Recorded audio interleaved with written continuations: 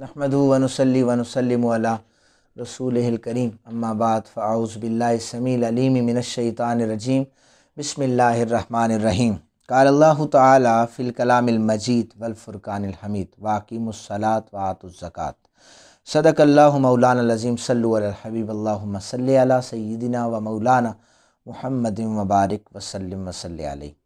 ज़कात की अदायगी के हवाले से उन्वान है।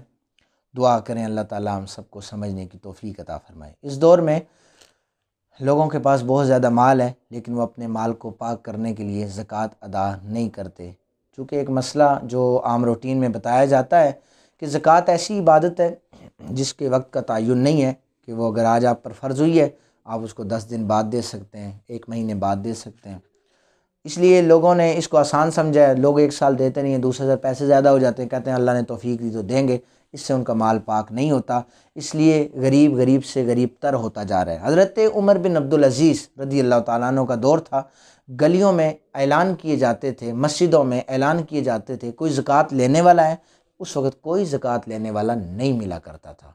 उसकी मेन वजह यही थी कि जिनके ऊपर ज़कात फ़र्ज़ होती वो फ़ौरन गरीब को देते थे, गरीब अमीर हो जाता था। इसलिए वो जब हर साल इस तरह बढ़ती थी ज़कात तो फिर उस वक़्त ज़कात लेने वाला कोई नहीं होता था, फिर बैतुल माल में वो माल जमा करवा दिया जाता था। सैयदना इब्ने उमर हदीस पाक के रावी हैं, फरमाते हैं नबी पाक साहिब औलाक सल्लल्लाहु अलैहि वसल्लम ने फरमाया इस्लाम की बुनियाद 5 चीज़ों पर है। इस बात की गवाही कि अल्लाह के सिवा इबादत के कोई लायक नहीं है, मोहम्मद मुस्तफ़ा अल्लाह के बंदे और उसके रसूल है सल्लल्लाहु अलैहि वसल्लम। नंबर 2 नमाज कायम करना, ज़कात अदा करना, 3 हज बैतुल्लाह करना, 4 रमज़ान के रोज़े रखना। ये इस्लाम की बुनियाद है। इसमें जो हमारा चैप्टर है ज़कात है, ये बहुत ज़रूरी है। जिस बंदे पर फ़र्ज़ है और साहिब इस्तिताअत है वो उस पर ये फ़र्ज़ है। अगर ये अदा नहीं करेगा तो इसके हवाले से बहुत सारी वईदें नबी पाक साहिब औलाक सल्लल्लाहु अलैहि वसल्लम ने बयान फरमाई हैं। हज़रत अबू हुरैरा हदीस पाक के रावी हैं कि नबी पाक सल्लल्लाहु अलैहि वसल्लम ने हमें खुतबा दिया। आपने फरमाया कसम है उस ज़ात की जिसके कब्ज़े कुदरत में मुझ मोहम्मद अरबी की जान है।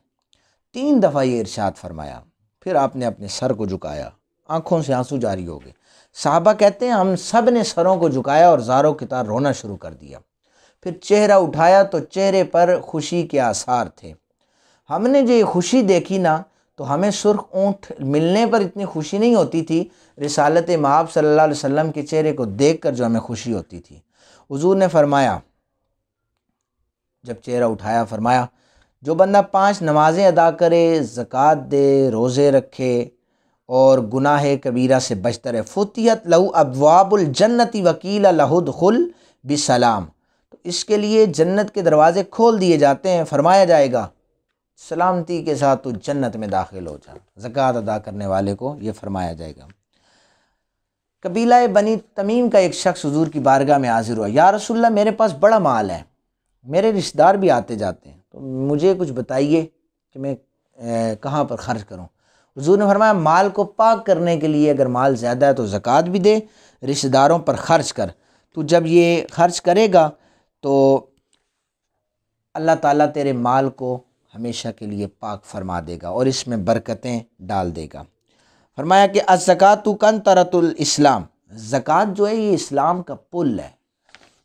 और इस्लाम के पुल से मुराद यही है कि जब बंदा किसी मुश्किल यानी गर्दाब आ जाए या तूफ़ान हो या दरिया हो, समंदर हो, उसे पार करने के लिए फिर उसे पुल की ज़रूरत होती है। तो अगर मुसीबतों से परेशानियों से कोई निकलना चाहता है तो ज़कात अदा करे।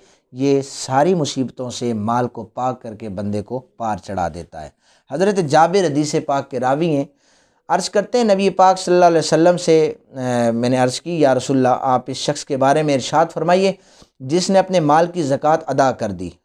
नबी पाक सल्लल्लाहु अलैहि वसल्लम ने फरमाया जिसने अपने माल की ज़कात अदा कर दी अल्लाह ताला इसके माल में से जो शर है उसको दूर फरमा देता है। माल में शर ये है कि जब एक बंदा माल घर में रखता है, ज़कात अदा नहीं करता, तो फिर लाखों रुपए से अल्लाह बरकतें उठा लेता है। फिर उसे बीमारियां मुख्तलिफ़ किस्म की जन्म लेती हैं। इधर से लाख कमाया, बीमारी ऐसी आती है कि जहाँ पर 2 लाख खर्चा हो जाता है। इंसान कहता है पता नहीं کہاں سے آ رہے ہیں، کہاں پر لگ رہے ہیں، مجھے تو سمجھ نہیں آ رہی کیسے خرچ ہو رہے ہیں۔ وہ یہی ہوتا ہے کہ جب انسان اللہ کے دیے ہوئے میں سے صدقہ نہیں کرتا، اللہ کے دیے ہوئے میں سے زکوٰۃ ادا نہیں کرتا، تو اس صورت میں یہ شر پیدا ہو جاتا ہے، انسان پھر نقصان اور خسارے میں رہتا ہے۔ حضرت حسن رضی اللہ تعالیٰ عنہ راوی ہیں، فرماتے ہیں نبی پاک صاحب الاولاق صلی اللہ علیہ وسلم نے فرمایا، زکوٰۃ ادا کر کے نا اپنے مالوں کی حفاظت کیا کرو، یعنی پھر جب تم زکوٰۃ ادا کرو گے تمہارے تھوڑے مال میں اللہ تعالیٰ بے شمار برکتیں عطا کر دے گا۔ جناب ابو ایوب سے روایت ہے کہ آدمی نے نبی پاک صلی اللہ علیہ وسلم کی خدمت میں عرض کیا کہ یا رسول اللہ، مجھے کوئی ایسا عمل تعلیم کیجئے، ایسا عمل بتائیے کہ میں جنت میں داخل ہو جاؤں۔ نبی پاک صاحب الاولاق صلی اللہ علیہ وسلم نے فرمایا کہ اللہ کی عبادت کرو، اس کے ساتھ شریک نہ ٹھہراؤ، نماز قائم کرو، زکوٰۃ ادا کرتے رہو، صلہ رحمی اختیار کرو، اللہ تعالیٰ تمہیں جنت میں اعلیٰ مقام عطا فرما دے گا۔ ایک اعرابی نبی پاک صلی اللہ علیہ وسلم کی خدمت میں حاضر ہوا، عرض کرنے لگا یا رسول اللہ، کوئی ایسا عمل بتائیے کہ میں جنت میں چلا جاؤں۔ فرمایا کہ اللہ کی عبادت کرو اور زکوٰۃ ادا کرو، نماز قائم کرو۔ من سرہ ان ینظر الی رجل من اہل الجنہ، جس سے اچھا اس شخص نے جب یہ ساری چیزیں سنی آقا پاک سے کہ حضور فرما رہے ہیں کہ تم نماز قائم کرو، روزے رکھو، زکوٰۃ دو، تو اس نے کہا میں اللہ کی قسم اٹھا کر کہتا ہوں اس سے کم بھی نہیں کروں گا، زیادہ بھی نہیں کروں گا۔ وہ چل پڑا، تو اس نے جب اس پر قسم اٹھائی نا، جو بنیادی چیزیں تھیں حضور نے فرمائی تھی ان پر عمل کرے گا، حضور نے فرمایا من سرہ ان ینظر الی رجل من اہل الجنہ، میرے صحابہ جسے جنتی آدمی دیکھنا ہو، جو چاہتا ہے نا میں جنتی آدمی دیکھوں، وہ میرے اس صحابی کو دیکھو جو تمہارے سامنے چلتا پھرتا جنتی ہے، یعنی وہ اپنے مال میں سے زکوٰۃ ادا کرے گا، وہ زمین پر چلنے والا جنتی ہے، اللہ اس کے لیے جنت میں سارے دروازے کھول دے گا، جس سے وہ چاہے گا وہ داخل ہو جائے گا۔ اس لیے جو مخیر حضرات ہیں جنہیں اللہ تعالیٰ نے توفیق دے رکھی ہے، استطاعت دے رکھی ہے، وہ ضرور زکوٰۃ ادا کریں۔ پڑوسیوں میں اگر کوئی غریب ہے، بیوہ ہے، یا جو مستحقین زکوٰۃ ہیں ان پر ضرور زکوٰۃ ادا کریں، تاکہ کوئی غریب نہ رہے، کسی کے بچے بھوکے نہ رہیں۔ اللہ تعالیٰ ہمیں یہ عظیم فریضہ سر انجام دینے کی توفیق عطا فرمائے۔ وما